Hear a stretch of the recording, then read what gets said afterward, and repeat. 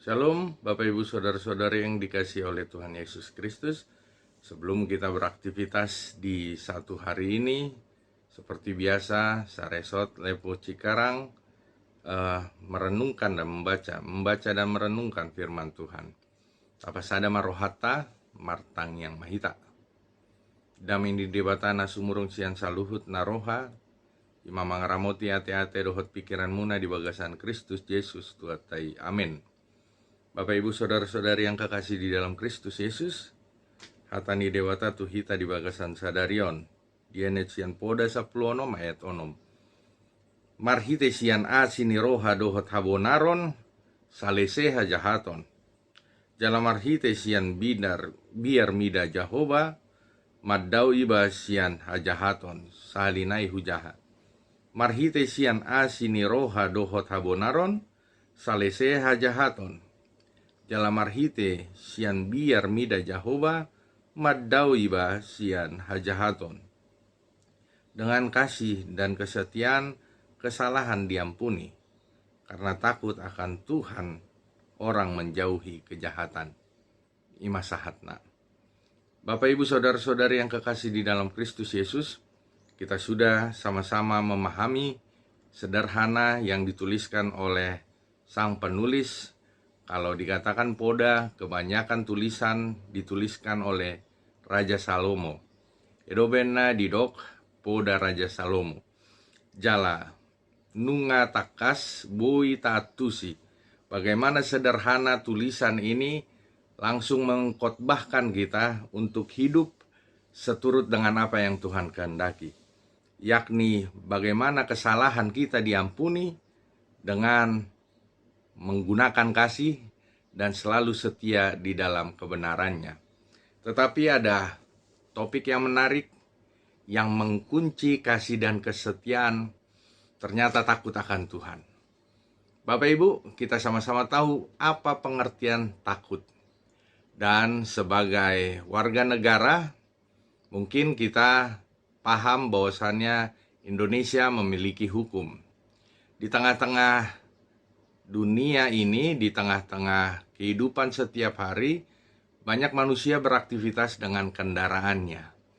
Maka kita lihat, siapapun kita yang berkendaraan bermotor harus melengkapi surat-surat, yakni surat izin mengemudi atau SIM, dan membawa STNK atau surat tanda nomor kendaraan.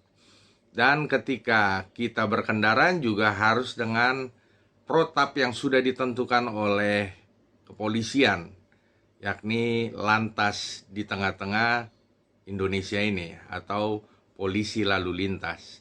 Bapak Ibu Saudara-saudari yang kekasih, maka orang yang berkendaraan bermotor kalau tidak memakai helm atau lupa membawa surat-surat pasti akan terlihat dari jauh oleh polisi tentunya. Maka dia bisa membedakan walaupun dari jauh, walaupun bukan hasil penerawangannya, tetapi hanya oleh karena body language kita takut melakukan kesalahan, maka ada satu hal, ada something wrong yang terlihat oleh polisi yang tentu sudah mendalami ilmu psikologi kejiwaan tentunya.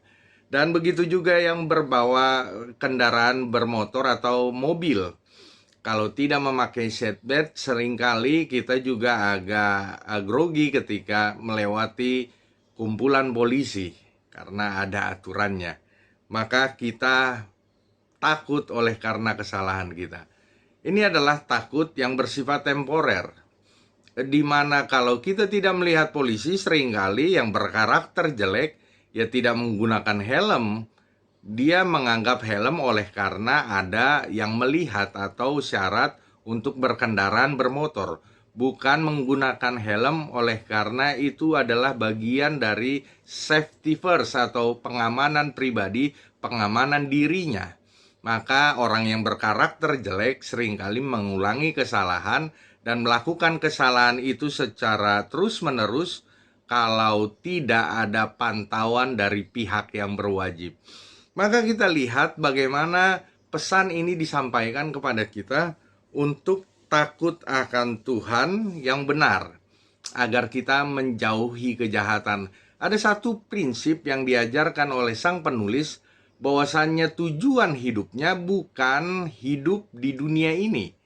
The purpose of life is not in this life. Artinya bukan ketika dia hidup di tengah-tengah dunia ini. Tetapi mengapa dia takut akan Tuhan? Karena the purpose of life adalah eternal life, atau hidup yang abadi. Maka tujuannya hidup yang abadi, maka dia memahami takut akan Tuhan adalah kewajiban di dalam kehidupannya. Itu makanya dia melakukan kebenaran dengan setia dan melakukan kebenaran dengan kasih. Maka sederhana itu menjadi pengajaran untuk kita semua, di mana kita harus takut akan Tuhan dengan benar. Karena engkau harus mengasihi dan engkau harus setia di dalam menjalankan apa yang menjadi kewajiban kita, karena tujuan kita adalah hidup yang abadi. Hidup yang abadi yang menjadi janji Tuhan untuk setiap kita orang percaya. Maka Bapak Ibu, lakukan aktivitas hari ini, lakukan semua kegiatan kita dengan takut akan Tuhan. Hidup yang abadi yang dijanjikan oleh Tuhan akan diberikan kepada kita seluruh hambanya yang setia dan kasih melakukan kebenarannya.